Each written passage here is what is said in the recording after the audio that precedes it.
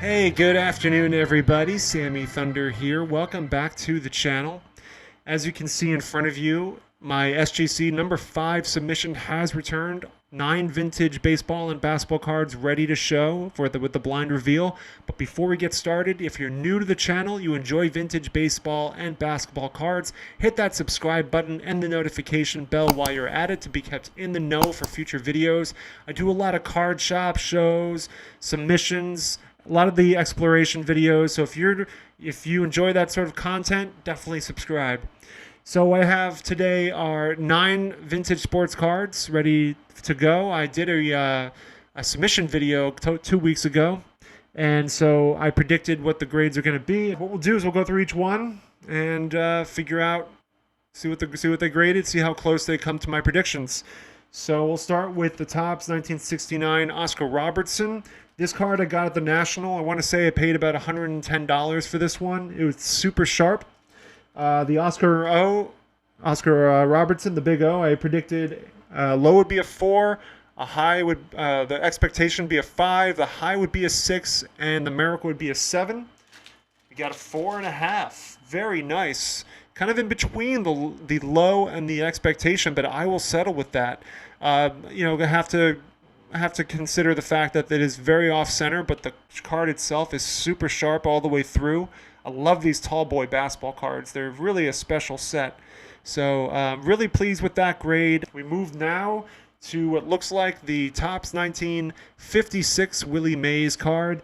And the Mays, I had this low as a 1. Expectation would be a 2. A high would be a 3. And the miracle would be a 4.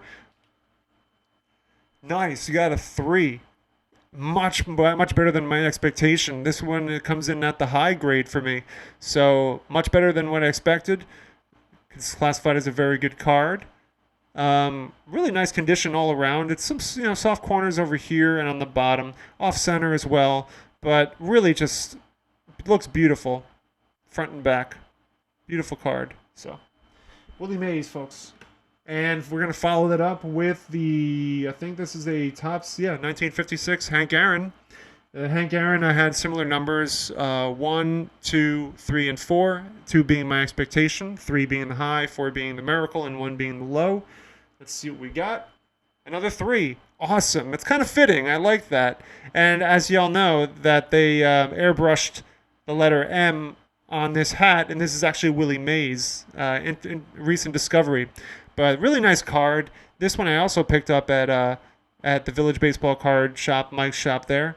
You can see the corners are a little rounded here. I don't know if that's a stain or some chipping from the card, but really nice.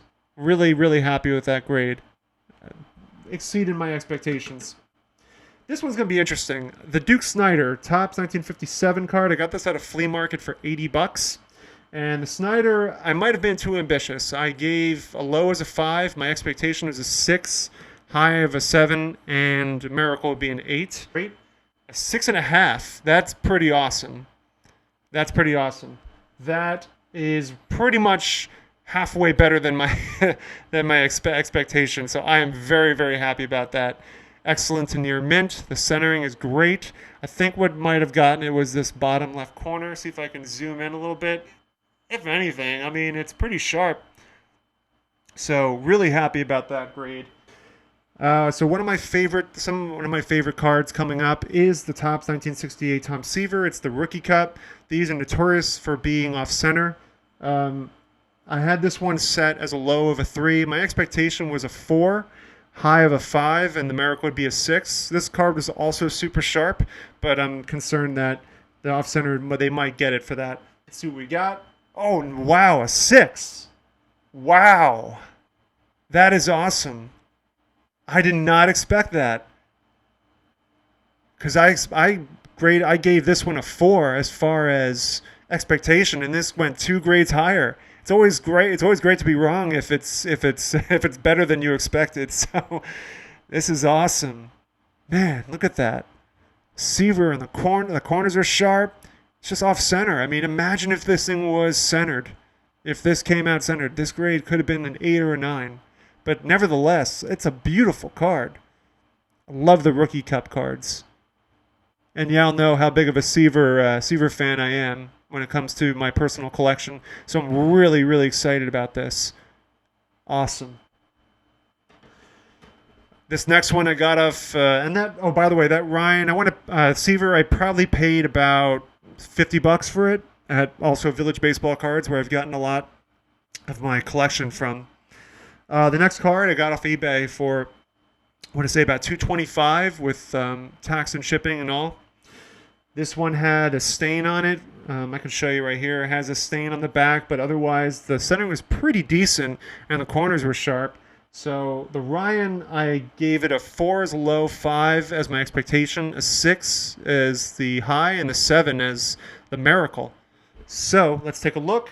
5, that is awesome. Man. So I hit the mark perfectly on this Ryan. A 5. That is so cool. It matches my 1969 Ryan, which came as a 5 as well. So this is great. I'm super excited about this this turnaround.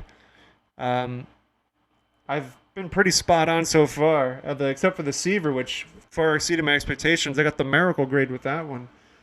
So the next one is the Flir 1961 Casey Jones rookie card.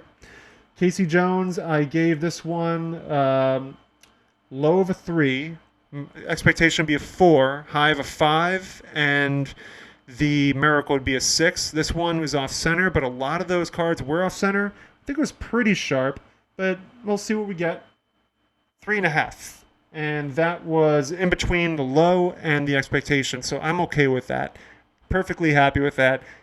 It is off center, and as far as corners go, it's pretty sharp, pretty nice. And this kind of falls in line with a lot of the other grades that I've gotten so far on some of the Flir 61 basketball cards that I have. We have 2 left. So I have the Tommy Heinsohn rookie card from Flir 1957. The Heinsohn, I was probably too ambitious on this. I gave it a 2 as a low, a 3 of an expectation, 4 as a high, and 5 as a miracle. And so let's see what we got. We got a 2. So the 2 came in as a low. That's okay. This card is off center, and it is pretty rounded on the corners, on the top, but it's a beautiful card, and 2 is better than 1. So I will happily take this to put in my PC as a huge Celtics fan growing up. And Tommy Heinsohn, he was the voice of the Celtics for many years when on the TV broadcast as a color commentator. But really nice card. Tommy Heinsohn, Hall of Famer. And last but not least, we got the Flir 86 Larry Bird. I think I might have been too ambitious on this one as well. I hope I am spot on, but we'll see. Larry Bird, I predicted a 7, 8, 9, and 10. 8 is my expectation. And I'm looking at the back, and I'm thinking, man, this is probably going to be like a 5 or a 6, but miracles happen every day. Let's see what we got. Oh, no. That is a shame. Authentic. Color added. Where was the color added on this? Interesting. That's a real shame. I have to look into this one a little bit more, but color added, was it maybe like marked in with a marker, like a Sharpie? Is that what they usually, I think that's usually what they mean.